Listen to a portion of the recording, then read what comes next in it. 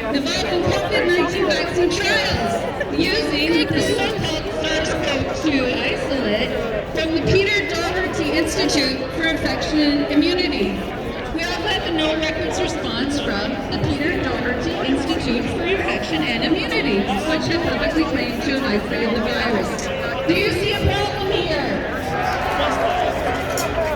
UK's Government Office for Science, UK Medicines and Healthcare Products Regulatory Agency, Public Health Scotland, Public Health Wales, Public Health England, and the European Centre for Disease Prevention and Control has admitted to having no documentation, even for their own methodology, to prove that a new virus exists, let alone proof of SARS-CoV-2.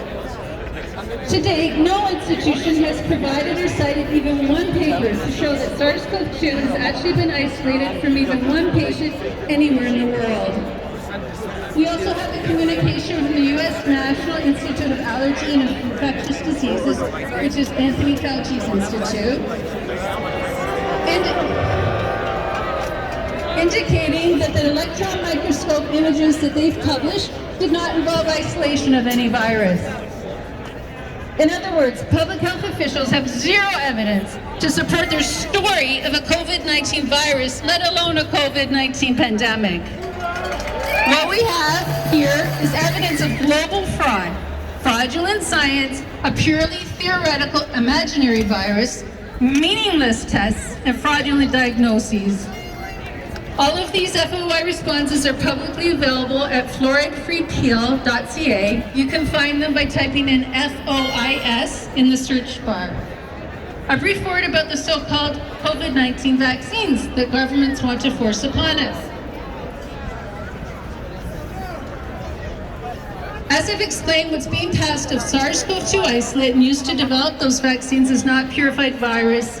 It's not proven to contain any SARS-CoV-2 virus because it's an imaginary virus. Instead, it's a man-made concoction derived from patient samples mixed with fetal bovine serum, monkey kidney cells, and toxic drugs. Why would anyone even consider consenting to such a vaccine? And isn't it interesting that public health officials who are so adept at isolating their victims have no interest in isolation of their alleged virus? Imagine if you were told to self-isolate and respond to inviting all your friends and family over. Maybe that's how we should respond if we're told to self-isolate. As far as I can tell, this has nothing to do with public health. It's merely a cover story used to justify the implementation of a very dark globalist agenda. Thank you to the organizers for the great event, and for everyone who's resisting global COVID-19 fraud and the twisted agenda behind it in whatever way you can. Thank you to Rocco and Randy Hillier for giving us hope. 2020 is a year of clear vision. We will expose widespread fraud and corruption and shine the light of truth like never before. Because the truth will set us free. Not going along with lies and fraud and tyranny. We will end with tyranny. Thank you all. God bless you. Christine Massey! Christine Massey! Christine Massey! Christine Massey! Rise up! Rise up! Rise up! Rise up! Rise up! Rise up! Toronto, wake up! Toronto, wake up! Amazing.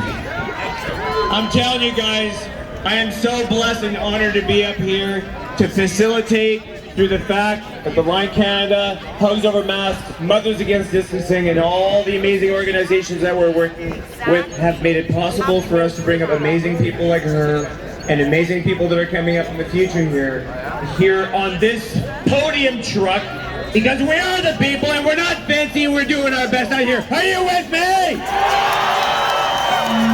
Yes, yes, yes. Freedom! Freedom!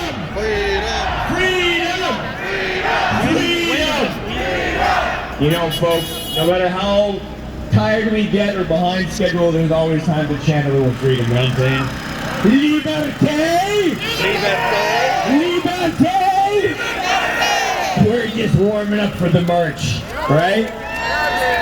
So guys, just past, we did a little test with the little pots and pans protest up the street there at Queen's Park.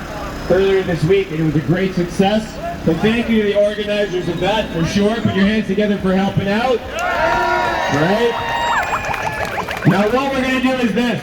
This Wednesday, we want these crowds out there, in addition to even more people, to have the biggest Custom Fan protest in any history at Queen's Park this Saturday.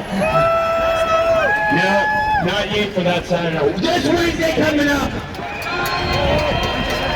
11 a.m. More than ever, we have to keep the pressure on these sitting politicians. Today, this is for the people of Toronto. Wednesday, it's for the politicians to get off their fat asses. We are practicing for more action to ensure the politicians never forget that we're the ones who have brought them to power. But that power has been misused long enough. They're not listening to us enough, but I'll tell you, we're going to have to keep reminding them of this action. What do you guys think? Are we going to be there next Wednesday at 11 o'clock? Yes, we are. We're going to have these signs all over the place. No more lockdown.ca. Are you guys with me? Absolutely. We'll have our speeches after we get there at 11.